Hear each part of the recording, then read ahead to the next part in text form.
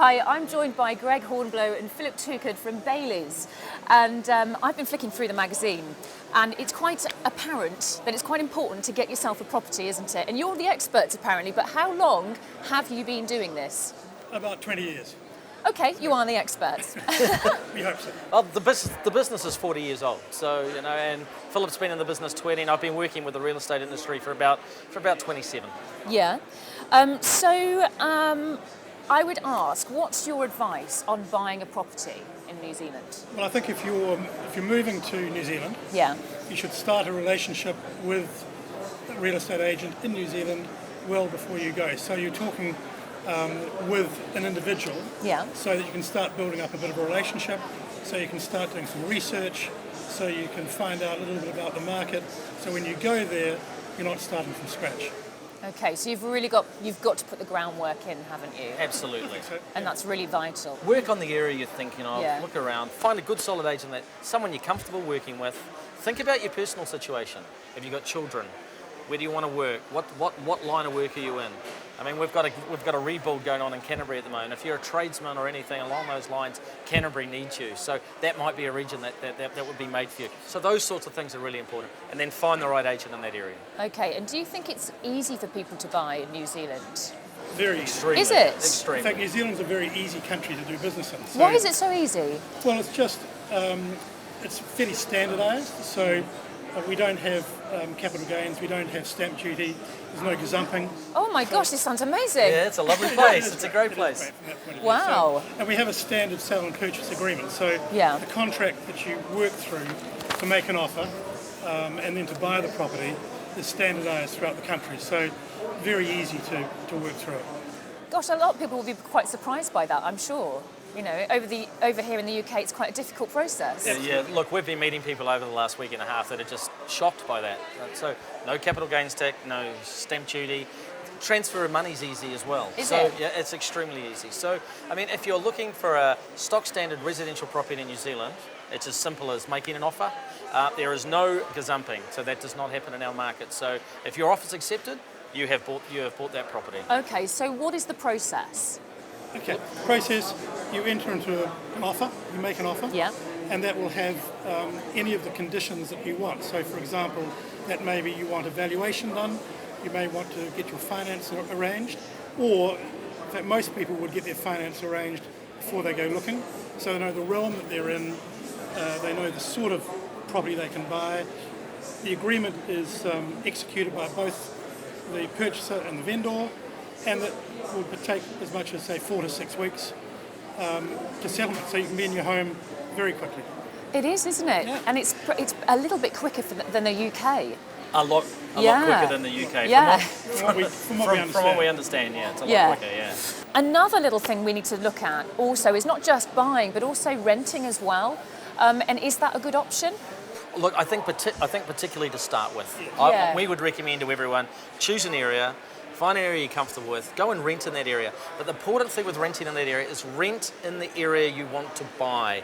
Don't rent in another suburb. It's a bit like coming to London and coming to rent in Notting Hill when you know you're going to ultimately live on the other side of London. That would be a silly thing to do. Rent in the area that you're wanting to rent in and get a feel for the local community, the schools, the cafes, everything Clubs, about the that beaches, community. Yeah, exactly. The whole lifestyle thing is a really important component of moving to New Zealand. It is an amazing lifestyle change, and Yeah. so you need to experience that lifestyle change to really know how you want to live.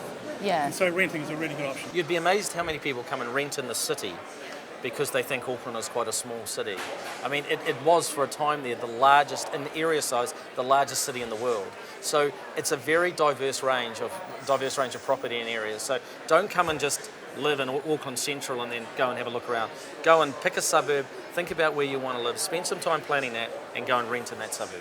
Okay, and in terms of auction, because when I was looking through the magazine, there's a lot of properties for auction, isn't there? Yes, Very there- different to the UK. Yeah, again, and the negative of that, I guess, the perception of auction here is the auctions are at the lower end of the market.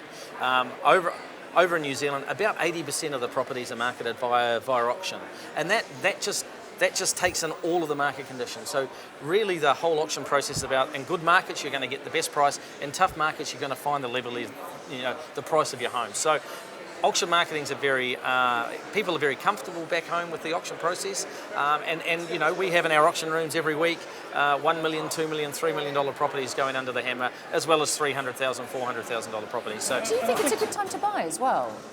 I think it is always a good time to buy when you know the market that you're in. So, Yeah. so if you've done your research and you understand what it is you want to buy, today's market, you know it. None of us know what it will be in a year's time Yeah. or 2 years' time.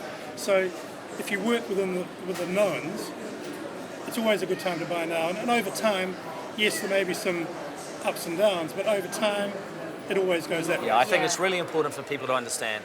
New Zealand's largest city, Auckland, 1.4 million people. Over the last 36 years, houses have doubled in value every 6 years. So you just need to get on the train. As Philip said, there'll be times when the market's not so good, but on the average, every 6 years, your home is going to double in value. Do you know what I like about this? Is there's no stamp duty. No, it's great, isn't it? There's no capital gains. 5% here, isn't it? Stamp duty, is it? Um, Is it? I think it Do is. you know what? I paid about £9,000 stamp duty for a It's a lot house. of money. Over, It's a lot of yeah, money.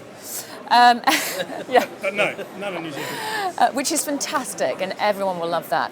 What is the average house price then for a 3-bedroom property? Well, yes. It depends very much where you are. okay. It does, you know. Yeah. And if you take Auckland, and I'm sorry to talk about Auckland, you can take right across the country.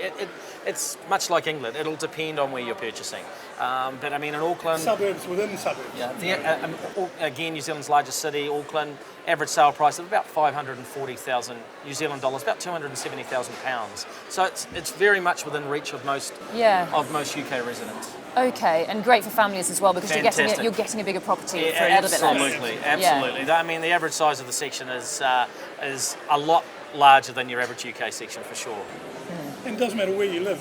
In most cases, you're only an hour or so away from a beach. So again, lifestyle is a huge component. So you can go Yeah. and enjoy the facilities that are there, even if you don't live in the best suburb. You can still Yeah. enjoy all the facilities that are out there. Yeah, and I was on screen right now. We're seeing a lot of beautiful houses, and there's so many to choose from, isn't there? Look, you have a wide range. There's about 60,000 properties on the market at any one stage, so you've got a wide range to choose from. The Global magazine we've brought over has got 330 properties in it, a fantastic range of properties right across the country. Everything from your apartments living in the city to your beautiful suburban homes to your clifftop mansions right through to farms. Sounds amazing. It is. It is amazing. So, what advice would you give to people moving to New Zealand? I think planning, understanding as much as you can. Truly, until you get there, you don't really know, but having dialogue with an agent before you go. As you said earlier, a lot of the properties are sold by auction, so you need to have your finance arranged before you start looking. Okay. You need to do the research and be in a position to make a really valued judgment at the time. Can I just say there, one really good way to choose a suburb is if you understand the school systems, and I guess I'm coming from a father who's got a 6-year-old and a 4-year-old at home. We have a decile rating for schools. So 1 is the lowest, 10 is the highest.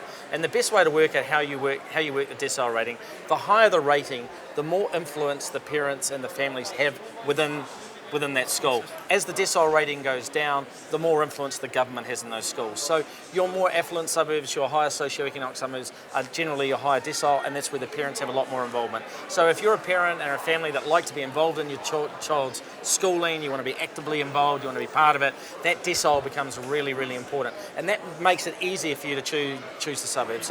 So pay a lot of attention to that. Decile 8, 9 and 10 is probably where you want to be. Okay, and so how do we get in touch with you? Through our website, through books like Global magazine we have published every year, every market. But the website is probably the best. Yeah, the way to get hold of us. website's the easiest. And what's your website? So www.baileys.co.nz. Love it. Yeah. But also with the magazine, can we get that there? Can we subscribe? Yes, you can. Yes, you can. Yeah, absolutely. And we put out a lot of different global product. So this is a specialist product to the UK market, but we have products for other markets as well. Lovely. Great. Thank you, chaps. You're more than welcome. All right. Thank you for your Thanks time. a lot. Thank you very Thank much. you for your time. Come and see us down there. I one day. will do.